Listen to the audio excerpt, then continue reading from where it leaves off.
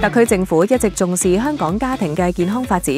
民政及青年事務局同家庭議會今年4月推出全港美好家庭選舉，向社會同年青一代宣揚良好嘅家庭價值同促進家庭、家教、家風建設，傳遞溫暖同正面嘅家庭力量。你哋嘅故事咧，詮釋孝親敬老、夫妻和睦、團結互助嘅中華傳統美德，為全港家庭樹立咗良好榜樣。家庭係社會嘅細胞，家庭和睦則社會安定，家庭幸福則社會祥和。我衷心祝賀所有得獎家庭。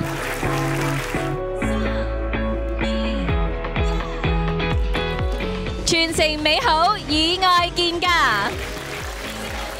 一份真摯嘅親情，一套傳承俾下一代嘅家庭傳統，往往更加係能夠彰顯家庭嘅意義。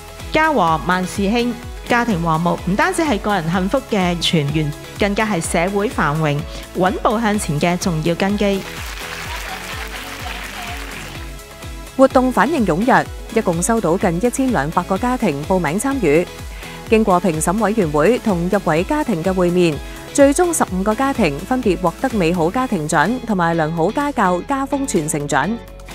俾我女感動咗，因為佢做完手術一滴眼淚都冇喊過。我要支持堅持去照顧佢哋一生一世。我哋希望就能夠透過我哋嘅下一代，將個愛咧傳俾其他嘅社區嚇，將個愛傳到俾香港。大個咗，其實見到屋企人係真係用愛嚟去建築呢啲家規嘅。即係就算我將來有幾有可能其他嘅家庭啊，咁我都唔會忘記我自己本身個根。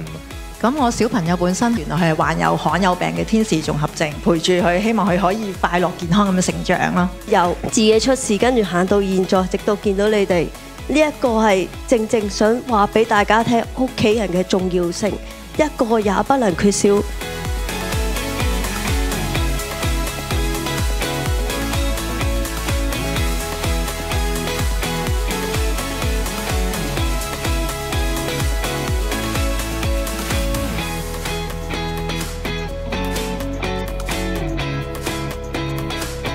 佢哋嘅故事話俾我哋知，美好家庭從來都冇單一標準，而係可以有好多種唔同嘅形式同模樣。同埋我成日都覺得一個好嘅家庭就一個好嘅國家，有好嘅社會價值觀，所以我哋應該好好培養一個好嘅家庭。